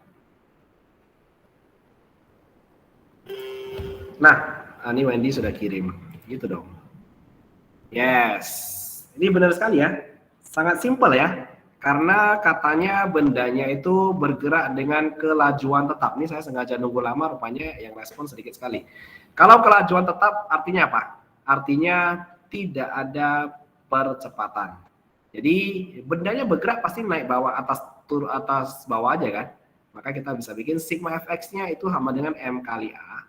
Tapi karena ini 0, jadi kamu mau ambil yang mg sin theta dikurang f kinetis juga boleh. Jadi mg sin theta itu sama dengan gaya gesekan kinetisnya. Udah selesai. Jadi jawabannya adalah yang D.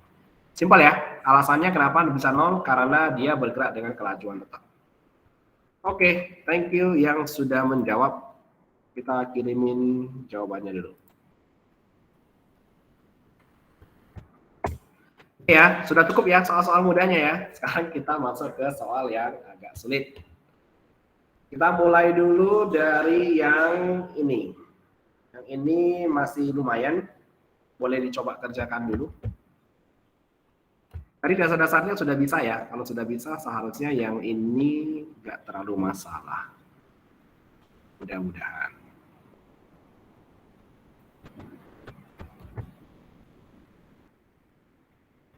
Oke, silakan dicoba dulu. Saya bantu ya. Kalau nggak sambil dibantuin, kayaknya bakalan banyak yang duduk diam-diam aja nih. Sebuah lemari besi dengan berat 300 Newton, awalnya dalam keadaan diam, ditarik oleh sebuah gaya dengan arah membentuk sudut theta di atas garis mendatar. Apabila koefisien gesekan statis dan kinetis antara lemari besi dan lantai berturut-turut adalah 0,5 dan 0,4. Gaya gesek kinetik yang bekerja pada lemari besi adalah 72 Newton dan besarnya percepatan gravitasi adalah 10, maka percepatan lemari besi dan gaya yang menarik lemari besi tersebut berturut-turut adalah berapa? Oke, ya tadi kita cakap panjang lebar, mungkin masih bingung caranya gimana. Biasanya kalau fisika saya lebih suka kita gambar ya. Karena dengan cara gambar kita sudah banyak dapat data. Karena orang-orang kadang-kadang membaca aja susah. Jadi kita visualisasikan, anggap aja dari gambar kita bisa bayangin. Jadi kamu bayangin dulu, awalnya aku punya sebuah lemari besi. Ya, ini kita punya sebuah lemari besi. Lemari besi kita ini beratnya adalah sebesar 300 Newton. Jadi dari pusat massa kita tarik ke bawah, kita tulis ini 300 Newton dulu. Oke, ini kalimat pertama ya. Awal dalam keadaan diam berarti V0-nya sama dengan 0. Dia belum bergerak ya. Ini penting poinnya ya. Karena yang tadi kan ini sedang bergerak nih, ya kan? Yang ini sedang bergerak, yang ini sedang bergerak kan? Ini awalnya diam. Oke, kita lanjutkan lagi, ditarik oleh sebuah gaya. Jadi kita bikin satu gaya. Tapi gayanya ini katanya apa? Membentuk sudut theta di atas garis mendatar.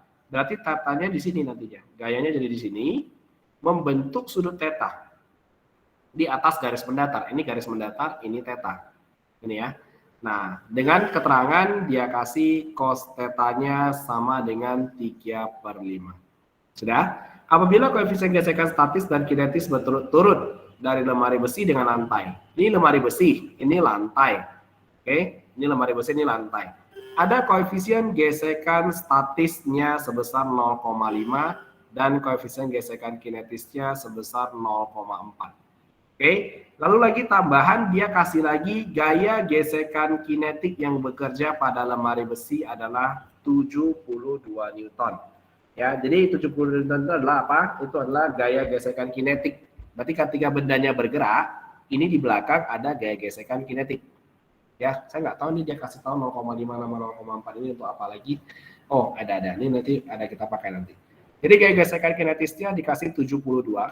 Lalu pertanyaannya percepatan lemari besi dan juga gaya yang menarik berturut-turut adalah berapa? Oke, dianggap gini. Ini bendanya berarti sudah bergerak ya. Atau mungkin belum bergerak, berarti ada dua pilihan. Kalau 0 artinya lemarinya belum bergerak. Kalau ada angkanya berarti dia sudah bergerak. Dia bergerak ke sini, misalkan kita anggap ya. Ini kalau dia bergerak percepatannya berapa dan gaya tariknya itu berapa. Ada yang bisa buat? Dulunya saya bantu sedikit ya. Saya bantu sedikit dengan cara kita membagi F-nya menjadi dua bagian. Berarti F-nya di atas ini namanya adalah F dikali dengan cos theta-nya. Di mana cos theta dia sudah kasih ya 3/5 ya. Yang di samping kanan ini adalah F dikali dengan sin theta-nya. Yang bikin dia gerak adalah F sin theta ya. Karena searah dengan gerak benda. Nanti sin theta-nya bisa kita bikin jadi 4/5 dari mana? Dari Pitagoras. Ya, seperti nama bimbingan kita. Ini theta-nya, sampingnya 3, miringnya 5, maka depannya 4. Oke? Ya, ada yang mau tanya silakan. Oke, ini sudah datanya ini aja. Jangan lupa di sini ada namanya gaya normal, ada N-nya. Perlu nggak sih gaya normalnya? Ya perlulah. Kalau kamu mau cari F-nya, gaya normalnya perlu. Oke, ada yang sudah jawab. Coba kita cek dulu jawaban mereka. Ini sudah cukup ya keterangan yang saya kasih ya. Seharusnya sudah bisa kalian kerjakan. Kita lihat dulu. Johanna jawab 18/30 untuk A-nya. Jawabanmu apa jadinya, Johanna? B ya? Oh, ini dia ditulis B ya. 150 Newton untuk F-nya. Oke, dia udah dapat dua-duanya. Johanna punya sudah benar. Wendy, jawabannya B juga. Yes, berarti sudah paham. Gampang kali nih. Sin sama cos terbalik. Coba kita baca. Salah tulis ya. Cos theta 3/5. Oh ya, terbalik aku nulisnya ya. Oke, mohon maaf. Yang kena sudut pakai cos ya. Iya, lupa nih. Ini kita nggak fokus gara-gara ada yang tanya-tanya, tapi ya lupa lah. Nggak boleh nyalain orang. Ya, cos theta yang di samping, sin theta-nya di atas. Yang dikerjakan sama Johanna dengan Wendy Wirya sudah benar. Gampang aja nih.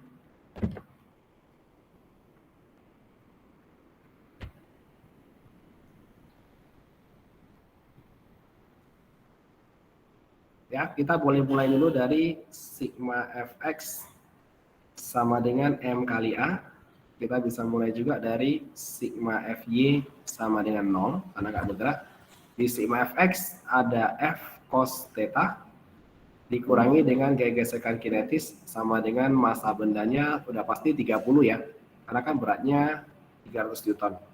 Berarti massanya adalah 30 ya, dikali dengan A. Nah, sampai di sini kita agak stop dulu karena kita tidak tahu nilai F-nya berapa.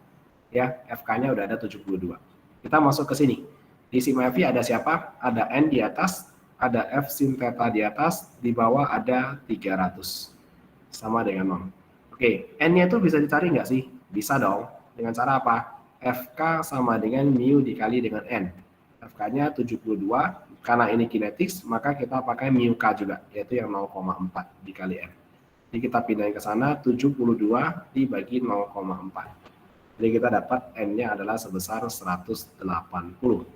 Oke, setelah itu kita masuk ke sini, 180 ditambah dengan F sin theta berarti F kali 4/5 kurangi 300 sama dengan 0. Jadi F dikali 4/5 sama dengan 120, dicoret di 1, dicoret ini 30, maka kita dapat F-nya 150 Newton.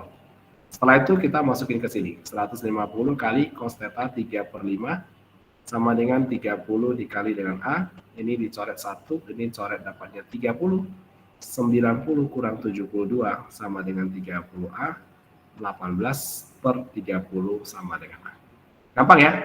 Ini kalau udah ada sebagian yang udah bisa jawab, seharusnya sih sudah gampang. Oke, jadi jawabannya adalah yang B. Kita kirimin dulu ke... Ini masih gampang ya, semua masih masuk akal. Memang semua fisika itu dia pakai, ya mikir-mikir juga lah. Oke, kita jawab dulu. Sudah benar, dua orang ini mantap sekali. Oke, kita akan lanjutkan ke soal berikutnya. Kita pilih dulu ya. Ini mainan yoyo sudah masuk ke topik yang dinamika partikel. Yang tentang ini, sebentar. Saya cari dulu yang oke. Ini ada dua soal lagi, boleh coba kalian kerjakan dulu. Setelah ini saya mau bahas yang dinamika rotasi, yang tentang rotasi benda. Coba dulu ya. 9 ini gampang, silakan dikerjakan, digambar dulu kalau boleh.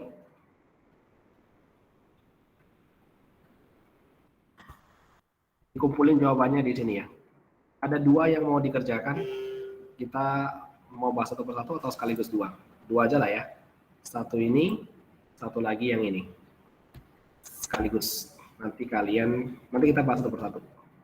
Ini masih hukum Newton ya. Yang gampang. Sebenarnya kita mau bikin 2 kali pertemuan lebih bagus sih. Karena 1 kali pertemuan bahas ini nggak selesai ini. Saya rasa minggu depan kita bahas topik ini lagi lah ya. Tapi lebih banyak ke soal-soal tentang dinamika rotasinya. Ini coba dulu dikerjakan 2 soal ini. Nggak bisa digabung jadi 1.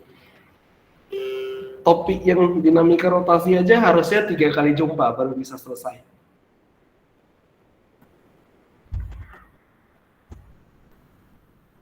Oke, dicoba dulu. Ada 2 soal. Yang mana yang bisa kalian kerjakan saja. Yang nggak bisa di-skipkan aja.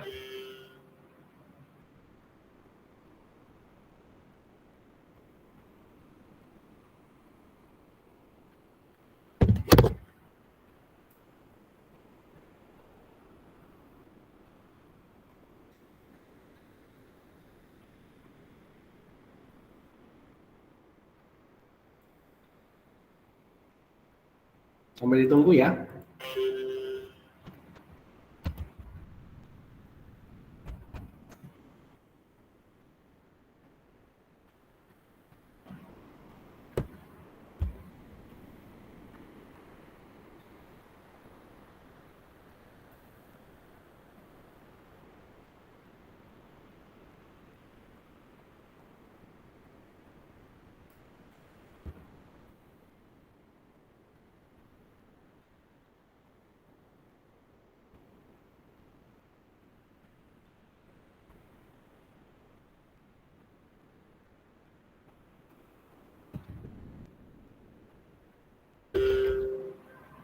Oke, Albert sudah kirim.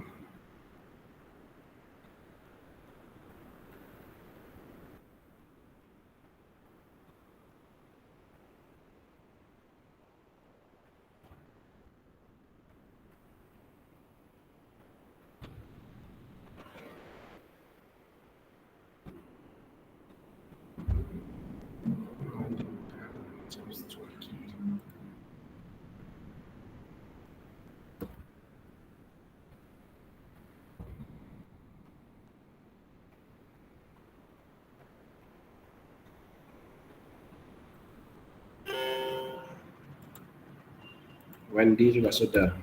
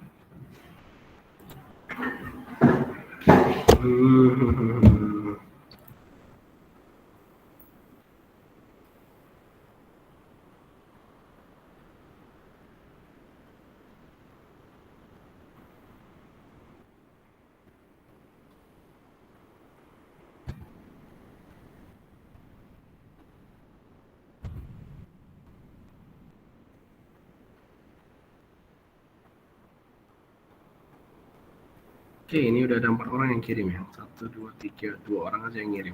C, oke. Silakan kalau yang sudah bisa ke satu lagi.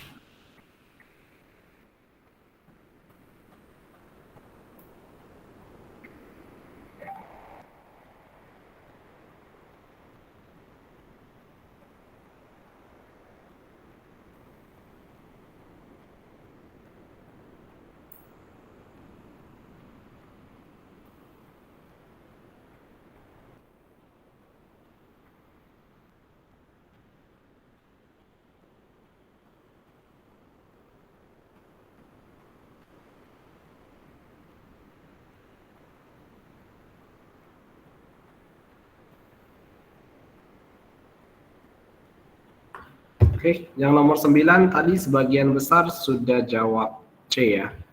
Ini jawaban C-nya sudah benar. Tinggal satu lagi yang nomor 10. Gimana? Ada yang sudah selesai?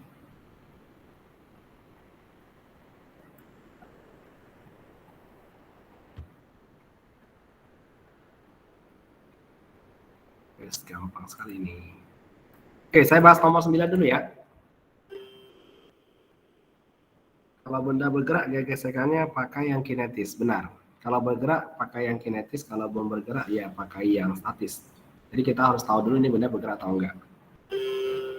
Oke, nomor 9, mengecek gaya gesekan statis maksimum. Jadi kita ambil dulu, ini benda awalnya ada 50 kg. Berarti di bawah sini tentu dia ada 500 Newton. Oke, gaya yang dikasih adalah sebesar 100 Newton karena dia membentuk sudut, jadi kita bagi sini dan ke bawah. Ya, yang kita ambil yang bawah aja karena ini hubungannya sama gaya normal. Kan ditanya gaya gesekan aja. Kalau mau diambil ini, cos tetanya adalah 0,8, berarti ini kan 100 kali 0,8. Jadi 80 ya. Yang ini adalah 100 kali 0,6. Jadinya ini 60. Lalu kita mau cari gaya normalnya, sigma F Y sama dengan 0. Di atas ada N, di bawah ada 60, di bawah ada 500. Maka gaya normal kita adalah sebesar 560 Newton. Kemudian berarti dalam gaya F yang arahnya seperti pada gambar. Ya, benar dong. Ini 560 Newton. Oke. Gaya gesekan statisnya adalah sebesar berapa? Gaya gesekan statisnya adalah Fs sama dengan mu s dikali dengan gaya normal. Ya, mu s kita adalah sebesar berapa itu? Mu s kita adalah sebesar 0,5, gaya normal kita 560, maka kita dapatnya adalah 280 Newton. Oke, gaya gesekan statis maksimumnya adalah 280 Newton. Kita dorong ke kanan dengan gaya sebesar hanya 80 Newton. Jadi secara logika, bendanya tidak akan bergerak. Ya, kamu dorong dia dengan gaya cuma 80 Newton. Sementara gaya gesekan statis maksimumnya adalah 280 Newton. Ini maksudnya apa? Ini maksudnya minimal kamu harus lebih besar daripada ini gayanya baru dia bisa bergerak. Bahkan sama aja pun dia nggak bisa bergerak. Oke, jadi karena dia nggak bisa bergerak, maka gaya gesekan yang dialaminya, aku tulis ya keterangannya, karena F lebih kecil daripada gaya gesekan statis maksimum, maka benda belum bergerak. Benda belum bergerak. Karena benda belum bergerak, kita tidak mungkin pakai gaya gesekannya pakai 280 karena nggak masuk akal. Nggak mungkin dong benda kita tarik ke kanan 80 Newton, rupanya dia malah bergerak ke kiri. Sementara gaya gesekan ini kan tidak bergerak, dia diam aja di situ. Ya kan? Oleh karena itu, maka secara logika untuk gaya gesekannya kita harus buat dia sama dengan minimal samalah dengan gaya tariknya, yaitu sebesar 80 Newton. Nah, ini baru masuk akal. Jadi kalau misalkan dia tarik 80, kemudian gaya gesekannya juga 80, maka ini masuk akal dan dia benda tidak bergerak. Justru kalau kita tulis 280 baru jadi aneh. Jadi ini jadi nggak benar. Ya, maka jawabannya adalah yang C. Ini udah benar. Terima kasih buat kalian yang ngerjain pakai logika ya. Ini memang sangat mudah. Oke, sekarang kita lanjut ke soal berikutnya. Ini ke soal yang kedua, udah dikerjain ya. Aku dapatnya yang A. Oke, kita coba cek dulu. Yang nomor 10. Ini dibuat jawabannya adalah A, N kurang 2 per N kali F. Oke, kita bisa baca dulu ya. Ini juga soal simple, gaya tarik, gaya Newton ini simple sekali. N buah balok. N buah balok berarti artinya jumlah baloknya ada banyak sekali ya. N buah balok dengan massa yang sama di atas lantai yang licin disusun seperti pada gambar.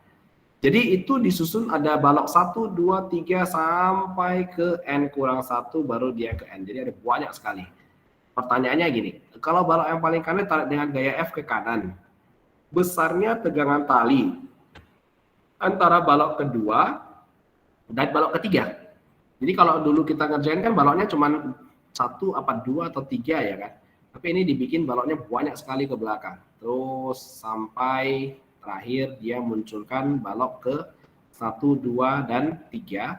Dan yang dia tanyakan kalau ditarik dengan F, maka tegangan tali yang berada di sini adalah sebesar berapa. Oke. Jadi caranya gimana sih? Caranya selalu kita ingat, pertama-tama tentu kita harus tahu ini benda bergerak dengan kecepatan berapa. Itu dulu yang paling penting. Ya, si bendanya itu bergerak dengan kecepatan sebesar berapa. Jadi caranya adalah kita bikin dulu sigma F sama dengan M total dikali dengan A. Sigma F-nya tentu saja hanya si F saja. Sama dengan massa totalnya berarti ada sebanyak N dikali dengan M. Harusnya kan massa 1 tambah massa 2 tambah massa 3 tambah massa 4. Cuman karena katanya ini semua memiliki massa yang sama, ya kamu kalilah dengan jumlah baloknya aja. Oke, dikali dengan A. Maka kita dapat percepatannya adalah sebesar F dibagi dengan N kali M. N ini adalah jumlah baloknya ya. N ini adalah jumlah baloknya. Oke.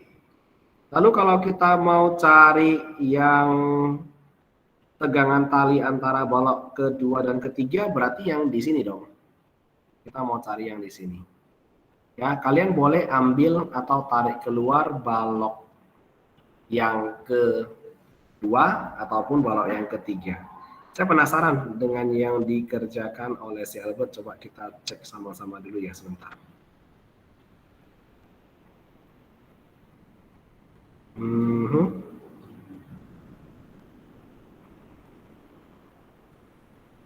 Kita lihat dulu sebentar.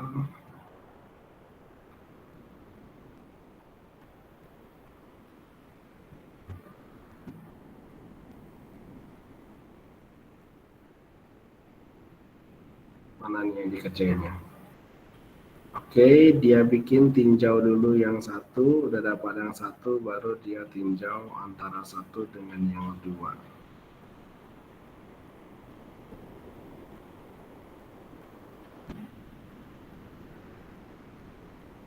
Oke, boleh ya. Udah benar juga. Yang dibuatnya adalah kita awalnya tinjau dulu ini tegangan tali antara balok 1 dengan balok 2. Baru nanti boleh balok 2 dengan balok 3 untuk dapat hasilnya. Ya, karena nggak bisa langsung 2 ke 3 di sini. Ya, kalau kamu ambil balok yang kedua deh, contohnya misalkan kita ambil balok yang kedua. Ini ada 2 tegangan tali. Satu yang di sini, satu yang di sini. Ini tegangan tali antara yang kedua dan yang ketiga. Ini tegangan tali antara yang pertama dan yang kedua. Di mana dua-duanya kita nggak tahu. Memang ditanya yang ini sih. Tapi kan kita nggak tahu yang ini. Nah, oleh karena itu kita coba selesaikan dulu dengan tinjau dulu balok yang pertama. Oke, balok yang pertama di sini ada F, di sini ada tegangan tali antara balok 1 dan balok 2. Jadi nanti dapat hasilnya ini, kita substitusikan ke sebelah sini supaya bisa dapat hasilnya. Oke, saya buat dulu di sini sigma F sama dengan M dikali dengan A. Dimana kalau kita tinjau balok 1, maka kita bikin M1. Karena benda sudah pasti bergerak ke kanan, kayak F-nya pasti lebih besar. Jadi kita buat F dikurangi dengan tegangan tali antara 1 dan 2 sama dengan massa satunya adalah M saja. A-nya kita bisa bikin jadi F per N dikali dengan M. Maka kita kalau coret ini, kita akan mendapatkan tegangan tali antara 1 dan 2 adalah sebesar F dikurangi dengan F per N. Ini adalah tegangan tali 1 dan 2, balok 1 dan balok 2 ya. Baru kita masuk ke sini lagi, sigma F sama dengan M2 dikali dengan A karena kita sudah tinjau benda yang kedua. Nah, ini ada 2 tegangan tali T12 dengan T23. Kita ambil yang T12 dikurangi dengan T23. Alasannya apa? Alasannya karena bendanya bergerak ke sebelah kanan, dikarenakan ada gaya F-nya di sebelah kanan. Berarti yang sebelah kanan positif, yang sebelah kiri negatif. Oke, M2-nya sebesar M juga, karena bendanya sama, A-nya juga sama, percepatan sistem, yaitu F dibagi dengan N dikali dengan M. Ini kita boleh coret dulu, terus kita pindahkan kemari, ini menjadi F. Boleh nggak sih ini aku buatkan jadi F, buka kurung 1 kurang 1 per N, sama dengan T12. Boleh lah ya, sama ya. Kalau nggak mau, ya nggak apa-apa lah. Kita biarkan dulu ini tetap seperti ini dulu, nanti kita baru tarik keluar aja. Oke. Ini dapatnya berapa? F dikurangi dengan F per N, dikurangi dengan T23, tegangan tali antara balok 2 dan balok 3, ini F per N. Oke, ini pindah ke sebelah kanan supaya positif, T23, ini tetap F. Yang ini pindah sebelah kiri jadi negatif, jadi Fn kurang Fn, minus Fn kurang Fn, jadi minus 2F per N. Oke, tinggal kita tarik keluar saja, mana yang kita mau coret, kita coret saja. Jadinya berapa ini? F ditarik keluar, sisanya adalah, oke, sorry, ini karena dia mau bikin yang seperti di atas semuanya N, maka caranya adalah kita kalikan dulu yang di bawah supaya sama penyebutnya. Ini N, ini kali N lagi. Udah, baru kita bisa keluarkan si F-nya. Oke, jadi kita keluarkan si F-nya sama si N-nya kita keluarin. Ini tinggal N dikurang dengan F-nya coret, N-nya coret, ditarik keluar tinggal 2. Maka jawabannya menjadi ayam. Ya, dapat nih. Oke, jadi ditinjaunya 1/1.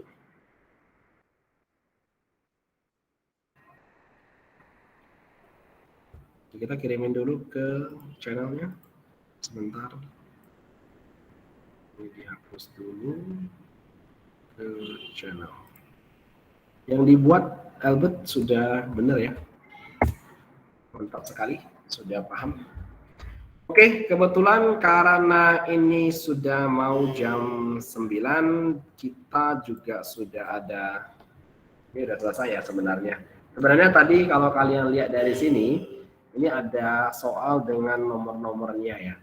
Ini nomor 1, nomor 2, nomor 3, 4, 5, dan tandanya 5 soal ini saya mau bahas. Selanjutnya 1, 2, 3, 4, 5, 6, 7, 8, 9, 10 ini kalian kerjain jadi PR. Tapi karena saya lihat tadi kalian pasif sekali, kalau saya kasih PR pasti nggak dikerjain, bagusan kita bahas bersama-sama. Oke, nanti untuk yang sisa ini, yang belum selesai, ini SIMA UI yang tentang dinamika rotasi, saya rasa ini saya akan jelaskan di minggu depan saja ya.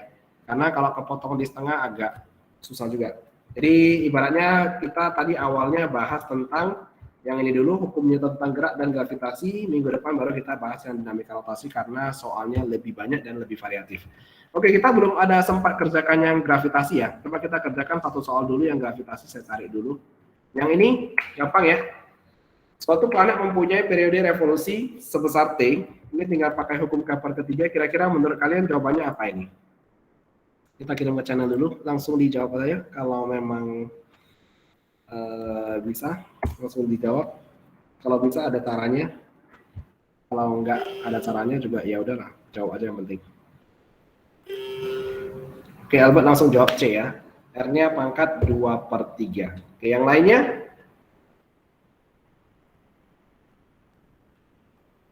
Yang lainnya nggak aktif kayaknya ya. Saya nggak tahu ini nggak aktif karena memang soal pembahasan kita terlalu sulit atau memang karena nggak paham. Ini gampang ya, tinggal kita selesaikan saja. Kita tuliskan di sini hukum Kepler yang ketiga, itu tadi kan kita tulis T1 per T2 di pangkat 2 sama dengan R1 per R2 di pangkat 3. Ini sebenarnya untuk hukum Kepler katanya adalah kuadrat periode dengan pangkat 3 ini sebanding ya. Semuanya sebanding untuk setiap planet. Berarti oleh karena itu kita bisa buat T kuadrat itu sebenarnya sebanding dengan R pangkat 3. Jadi kalau kamu cari periode itu, maka dia akan sebanding dengan akar dari R pangkat 3. Atau kalau mau dituliskan dalam bentuk matematika pangkat, dia menjadi R pangkat 3/2. Jadi jawabannya adalah yang C. Oke, ini sudah benar. Saya lihat di sini cuma beberapa aja yang aktif. Saya nggak tahu nih kenapa. Mungkin apakah pembahasannya terlalu sulit? Saya rasa tidak juga, karena sebagian dari kalian bisa kok ngerjainnya. Jadi seharusnya tidak terlalu susah. Nah, sisa soal-soal yang belum selesai, yaitu yang mengenai dinamika rotasi akan kita bahas minggu depannya. Ini satu soal juga tentang yang hukum Newton.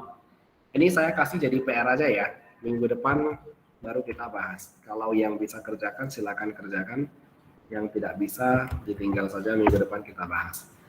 Oke, ini PR-nya satu aja, nggak usah banyak, karena setiap pelajaran kalian dikasih PR pening juga kan. Ini satu, ini udah dibahas, yang ini ada hubungannya dengan rotasi, jadi minggu depan kita bahas. Ini udah selesai, ini udah kalian kerjain, ini juga sudah dikerjakan, ini juga sudah, ini sudah. Ini sudah, yang ini tentang rotasi minggu depan saja. Ini juga satelit ya. Tapi saya rasa ini minggu depan aja. Sama yang ini. Sisanya udah selesai juga. Oke, tinggal beberapa aja yang belum selesai, kita lanjutkan ke minggu depan. Oke, kalau ada yang kurang atau ada pertanyaan, silakan nanti kalian sampaikan secara di grup aja. Masa kalau kelajuan tetap berarti percepatannya 0. Iya, aku baru kebaca loh. Sorry ya Stefani Salim ya. Iya benar. Kelajuan kalau tetap berarti percepatannya 0. Oke, ini udah ada sebagian yang meninggalkan tempat. Bagi kalian yang sudah selesai, sudah boleh leave juga. Sampai jumpa lagi hari